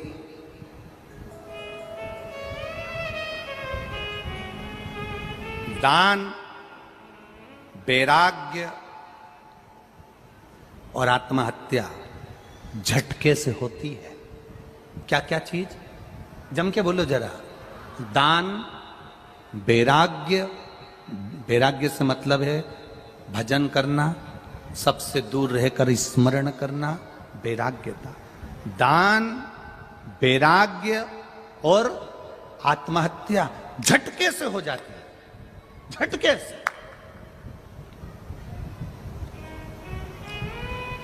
आत्महत्या करने जा रहे हो, मरने जा रहे हो, और मरते मरते एकदम विचार आ गया, मेरी पत्नी और बच्चे का क्या होगा।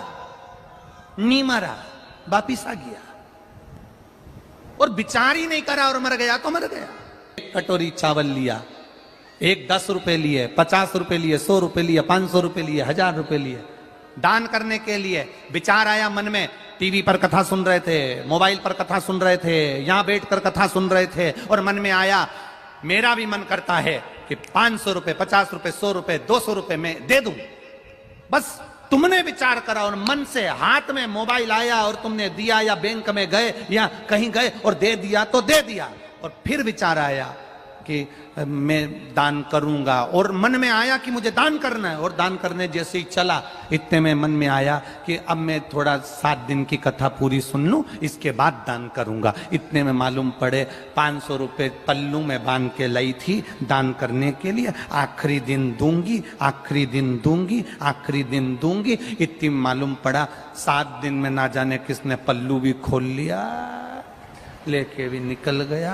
अब रो रही, मैं तो दान करने के लिए 500 रुपए लाई थी, पड़ोसन से कह रही मैं 500 रुपए लाई थी दान करने, तो करे नहीं। आखिरी दिन करती, आखिरी दिन 7 दिन निकाले, ये जिंदगी के 7 दिन। शिवपुराण कितने दिन की, भागवत कितने दिन की, जन्म कितने दिन में हुआ अपना, रविवार, सोमवार, मंगलवार, बुधवार, गुरुवार, शुक्रवार, शनिवार, रवि, और बस ये 7 दिन। विवाह हुए तो फेरे कितने डले, 7। भगवान कृष्ण ने जो पर्वत उंगली पर उठाया वो कितने कोस का था, 7 कोस। कितने दिन तक उठाया, 7 दिन तक। विवाह 7 दिन का, जन्म 7 दिन में, मरोगे भी रविवार, सोमवार, मंगलवार, बुधवार, गुरुवार, शुक्रवार और शनिवार। 7 दिन। रविवार को जन्म हुआ, सोमवार को बड़े हुए, मंगलवार को ब्याह हुआ, बुधवार को बच्चे हुए, गुरुवार को बीमार पड़े, शुक्रवार को हॉस्पिटल गए, शनिवार को निपट गए। पूरे दिन ऐसे ही निकल गए। भजन कब करा, भजन कब किया।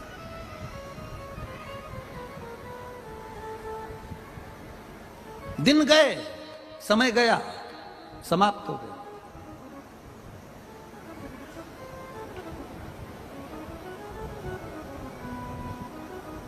आज कितने दिन की कथा हो गई है, 30। कितना दिन बचा, 4। बचपन, जवानी, अधेड़ी, बुढ़ापा। बस 4 अवस्था के 4 दिन रह गए हैं, बचपन, जवानी, अधेड़ी और बुढ़ापा। कल कथा का 4था दिन रहे खुशी मनाना। कल हमारा बचपन, मतलब कल हमारा बर्थडे दिन है। कल अपन सब पैदा हुए, सब पैदा हुए। बचपन, जवानी, अधेड़ी और बुढ़ापा। 4 अवस्था का पहला दिन चतुर्थ दिवस की कथा है, पैदा हो गया।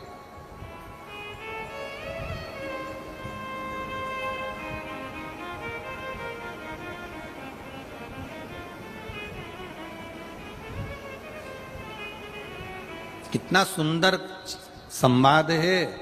पूरी भारत की भूमि पर जन्मदिन मनाया जाता है। लोग कहीं केक काटते हैं, कहीं दिया जलाते हैं, कहीं मंदिर जाते, कहीं आतिशबाजी फोड़ते, कहीं नगाड़े चलाते, कहीं कुछ फंक्शन मनाते हैं। पूरी भारत की भूमि पर दुनिया के लोग जन्मदिन मनाते हैं, पर मेरे देव अधिदेव महादेव की नगरी काशी में मरण दिन मनता है। जो मरता है उसकी खुशी मनती है। भारत की भूमि पर दुनिया की सब दूर जन्मदिन मनेगा, पर मेरे शंकर की भूमि काशी विश्वनाथ की धरा, जहां मरता है कोई तो खुशियां मनाई जाती है। खुशियां।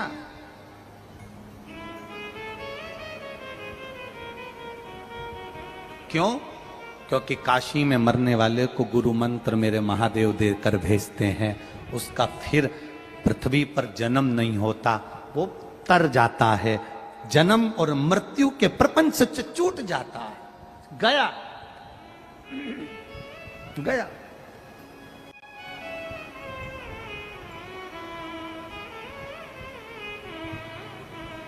जन्म और मृत्यु के प्रपंच से वो छूट गया। ये इतने सारे लोग भक्त लोग कथा सुनने आते हैं पंडाल में 7 दिन की। अपने साथ में अपने पूर्वजों का कोई मर गया, अधोगति में चले गया, कोई समाप्त हो गया, बहुत अभिलाषा लेकर चले गया, अटैक आ गया, कोरोना में चले गया, सुसाइड कर लिया, कुछ हो गया, बीमारी से चला गया, कुंवारे मर गया, जवानी में मर गया, अधोगति में मर गया, कोई बहू, कोई बेटा, कोई पति, कोई पिता, कोई अचानक जो मर गया, उसका फोटो भी लेकर यहाँ लोग कथा में आते हैं। अपने कई लोगों को देखा होगा, फोटो लेकर बैठे रहते। कारण क्या है? कारण क्या है कि ये फोटो लेकर कथा में बैठी हुई हैं, ये फोटो लेकर कथा में बैठे हुए हैं। बाकी की कितनी कथा आप लोग टीवी पर देखते हैं, जितनी आप टीवी पर कथा देखो, चाहे भागवत जी सुनो, चाहे रामायण जी सुनो, चाहे देवी भागवत सुनो, कितनी भी कथा सुनना, उसमें आपको ये फोटो लेकर बैठा हुआ कोई नहीं मिलेगा। अपने अपने पूर्वजों का, अपने अपने पितरों का, अपने अपने घरे गए हुए जीवों का फोटो लेकर किसी कथा में कोई नहीं मिलेगा। केवल एक शिव महापुराण में लोग फोटो लेकर बैठे रहते हैं। उसका कारण क्या होता है? क्या कारण? केवल एक कारण, जो पार्वती जी से महादेव ने कहा था, पार्वती ये तुम रुका, जो चंचुला को कथा सुना रहे हैं, ये तुम रुका जो चंचुला को कथा सुना रहे हैं, ये कथा कोई साधारण नहीं, जिसके जजमान आप और हम बनकर बैठे हैं। ईश्वर जी गोरा जी बनकर, गणा और गोर बनकर बैठे हैं। सुनो पार्वती, जिस स्थान पर शिव महापुराण की कथा होती है, जो उस कथा को श्रवण करने के लिए जाता है, उसके घर के जीव उसके साथ कथा श्रवण करने के लिए पहुंचते हैं। जब कथा पूरी हो जाती है तो उन जीवों का कल्याण अपूर्व हो जाता है। अपने आप सारी पुराणे तुम्हारी 7 पीढ़ी को तार सकती है, पर शिव महापुराण के लिए उज्जैन के ऋणमुक्तेश्वर मंदिर की दीवार पर पत्थर पर अंकित कर कर लिखा कि केवल एक शिव महापुराण की कथा ऐसी है, शंकर भगवान का गुणगान ऐसा है, शिव तत्व ऐसा है, शंकर भगवान की शिव महापुराण ऐसी है जो 7 पीढ़ी नहीं 71 पीढ़ी को तार देती है। केवल एक शिव महापुराण की कथा जो सुनता है, सुनकर जो बाहर निकल कर जाता है, अपने अपने गांव में कथा सुनने के बाद अगर आप जाते हो, आपके शरीर से जो हवा छू कर भी निकल जाती है, तो वहां पर भी जो जीव तड़प रहा होता है, पड़ा हुआ होता है, उसका भी कल्याण हो जाता है, उसकी भी मुक्ति सहज हो जाती है।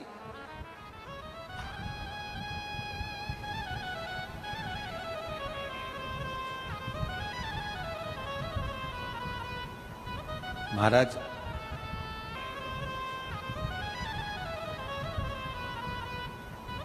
महाराज छत्रपति संभाजी नगर के राजा रहे छत्रपति संभाजी।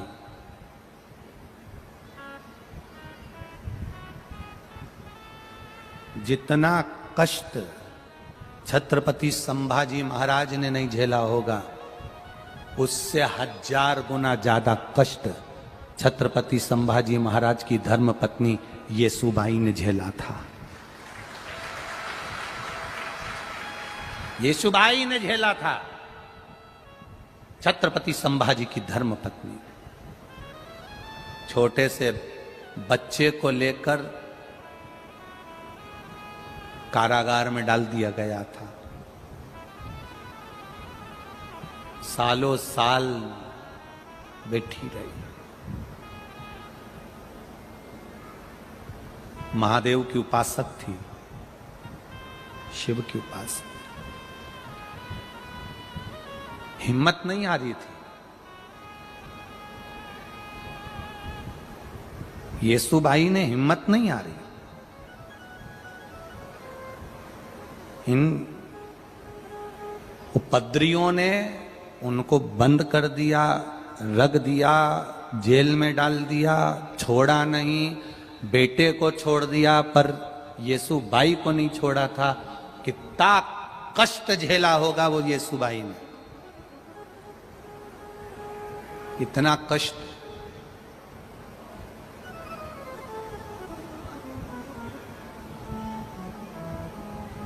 सारी दुनिया में सबसे ज्यादा बोल्ड, सबसे ज्यादा प्रबल, सबसे ज्यादा वीरणी, युद्ध में भी अग्रण्य रहने वाली और वक्त पड़ने पर छाती पर चढ़कर गला काटने वाली, पूरी दुनिया में कहीं ऐसी नारी नहीं मिलेगी जो महाराष्ट्र की रानी मिलेगी।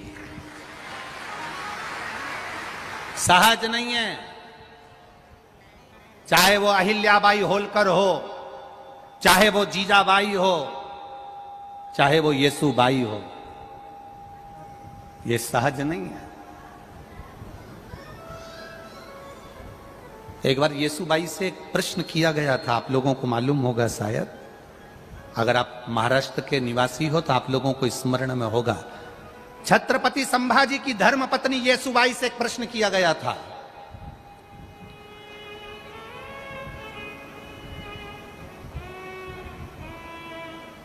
छत्रपति संभाजी की धर्म पत्नी येसुबाई से प्रश्न किया एक बार। स्वयं छत्रपति संभाजी ने ही प्रश्न कर लिया, स्वयं। कितनी विद्वान होगी येसुबाई, जरा अंदाजा लगाएगा।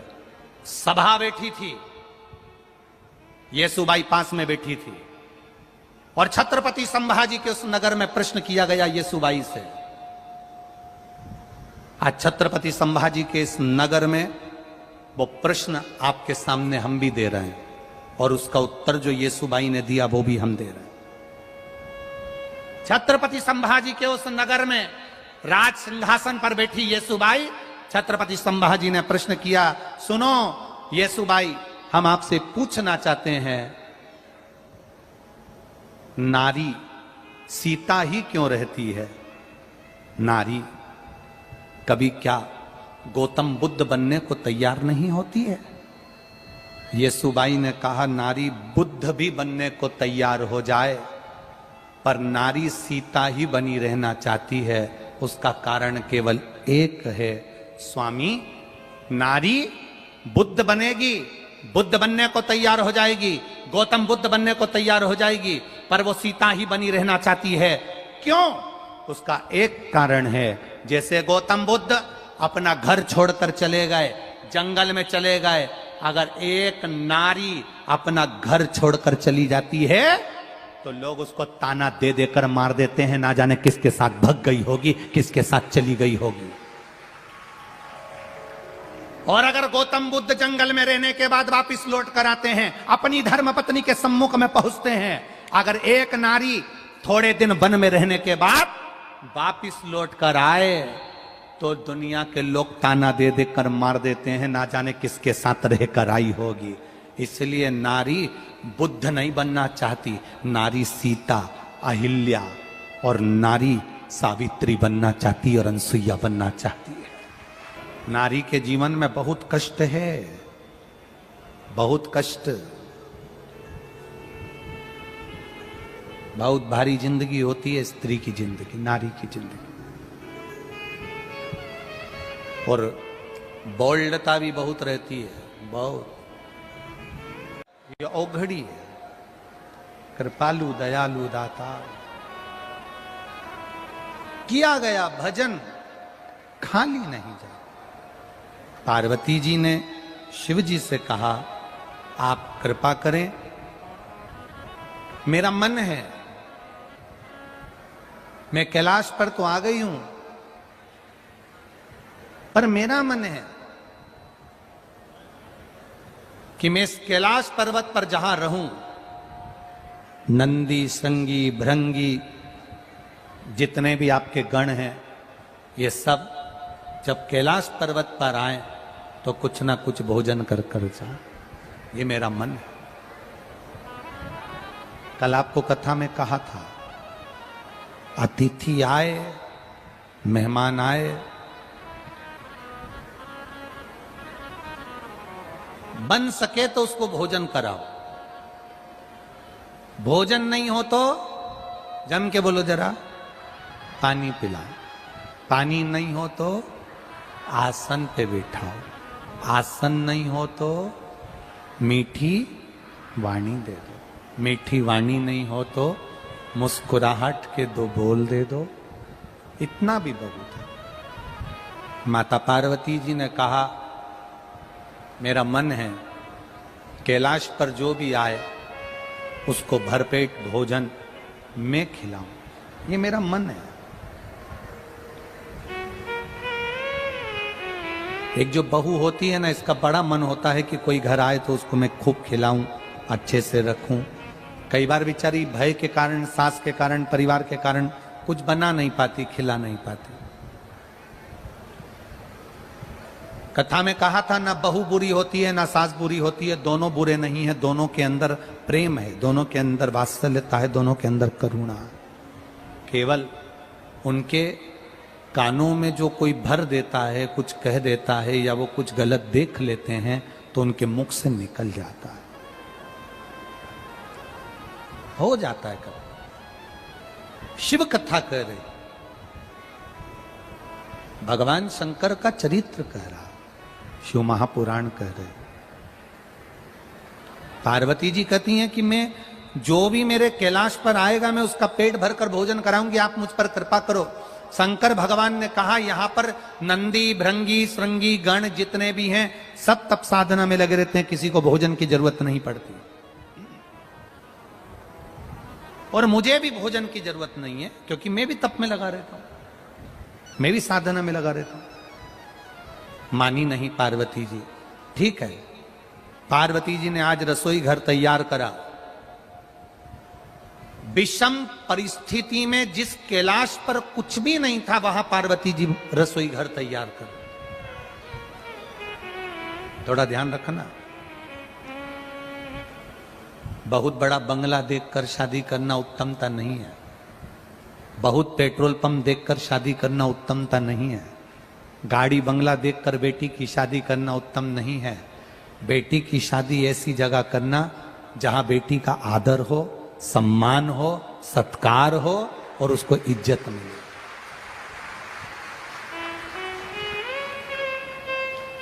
एक पत्र लिखा है एक मां ने,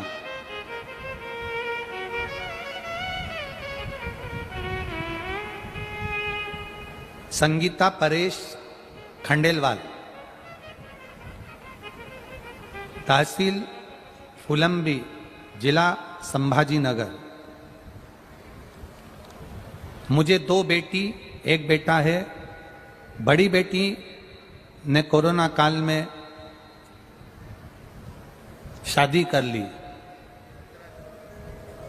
मेरी बड़ी बेटी ने जब कोरोना काल में लव मैरिज शादी कर ली, उसके बाद मुझे सभी लोगों ने बोलना चालू कर दिया, जो मिलता था मुझे ताना देता था, तुम्हारी एक बेटी ने शादी कर ली है लव मैरिज, दूसरी भी लव मैरिज ही करेगी।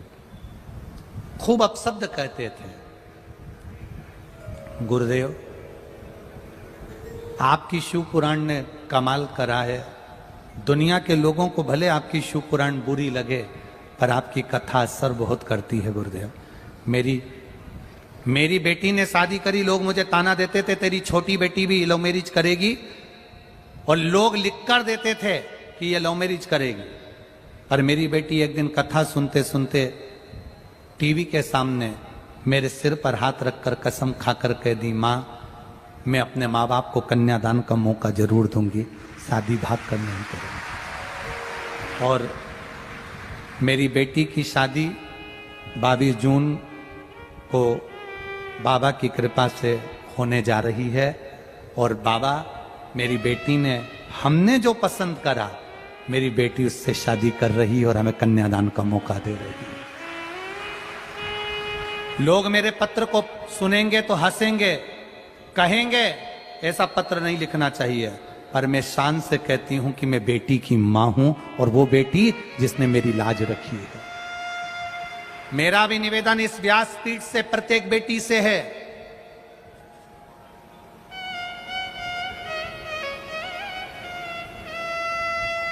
बेटा एक कुल को तारता है और बेटी 2 कुल को तारती है। एक बेटा अपने मां बाप को स्वर्ग भेजे कि नहीं भेजे, पर यह शिव पुराण कहती है अगर मां बाप अपनी बेटी का एक बार कन्यादान कर देते हैं तो उनके लिए स्वर्ग का दरवाजा खुला रहता है। लोग कहते हैं बेटी पराया धन है, बेटी पराए घर चली जाती है, उसका हक मायके से चला जाता है। पर शिव पुराण कहती है, माता पार्वती का संवाद कह रहा है, माता पार्वती का चरित्र कह रहा है, जो बेटी अपने मां बाप को कन्यादान का मौका देती है, जो बेटी कहती है पापा आप लड़का ढूंढो, मैं भले अच्छी पढ़ाई कर रही हूं, पूना पढ़ रही, मुंबई पढ़ रही, बेंगलोर पढ़ रही, बड़े बड़े शहर में पढ़ रही हूं, पर पिताजी आप चिंता मत करना, तुम्हारे सिर को कभी नीचे झुकने नहीं दूंगी, तुम्हें कन्यादान का मौका दूंगी।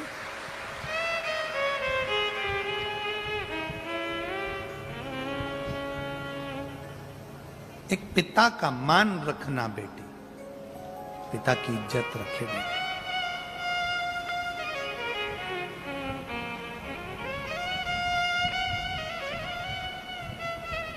एक बेटी गलत लड़के के साथ चली जाती है, वो सोचती है कि मैंने इनसे प्रेम किया, इनके साथ चली गई और मेरा ससुराल वालों से, मायके वालों से संबंध टूट गया माना, वो भूल भी गए, सब कुछ हो गया, सब कुछ हो गया।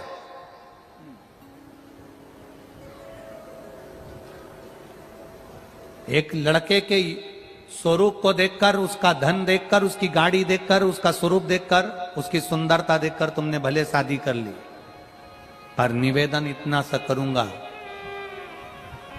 मरते दम तक तुम लव मैरिज कर तो लोगे, मरते दम तक अपने आप को कोसते रहोगे, पर किसी से कह नहीं पाओगे। मरते दम तक अपने आप को कोसोगे, बार बार कोसोगे। सनातन धर्म के अंदर विवाह करोगे, हिंदू सनातन धर्म की बेटियां हिंदू सनातन धर्म के अंदर विवाह करे, दूसरे धर्म के अंदर चले भी गए ना, थोड़ा बहुत देख दुखाकर अपने माँ बाप का सिर झुक भी गया, तुम्हें मुक्ति नहीं, मोक्ष नहीं, तुम्हें सुख नहीं है, रोगे जीवन भर। समझो, अपने आप को संभालो, अपने आप को, अपने आप को देखो, ब्राह्मण क्षत्रिय वैश्य शूद्र ये सब एक आनंद के साथ में, हम क्यों दूसरी जगह जाएं, हम क्यों दूसरी जगह। खैर, महाराष्ट्र में मुझे ये शब्द बोलने की जरूरत नहीं है, क्योंकि मुझे यहाँ की बेटियों पर पूरा भरोसा है, इसलिए मुझे जरूरत नहीं है बोलने की, मुझे पूर्ण भरोसा है, पूर्ण भरोसा, पूर्ण विश्वास, दृढ़ता के साथ कह सकता हूं कि बेटियां, और अब केवल महाराष्ट्र की ही नहीं, पूरे प्रदेशों की, पूरे भारत की बेटियां अंदर से संकल्प लेकर बैठी हैं कि अब चाहे कुछ भी हो जाए अपना सनातन धर्म छोड़कर नहीं जाएंगे, अपना हिंदू सनातन धर्म छोड़कर नहीं जाएंगे। करें, थोड़ा जीवन में संघर्ष आएगा, उसको भी झेलना ही है। समय की अनुकूलता देखते हुए भाव से अपने भीतर संकल्प बनाकर शिव तत्व को जाने। भगवान शंकर पार्वती पधार रहे हैं, मंगल विवाह है शिव पार्वती का, जोरदार ताली बजाएं। भगवान शिव पार्वती पधार रहे हैं मंगल विवाह की ओर।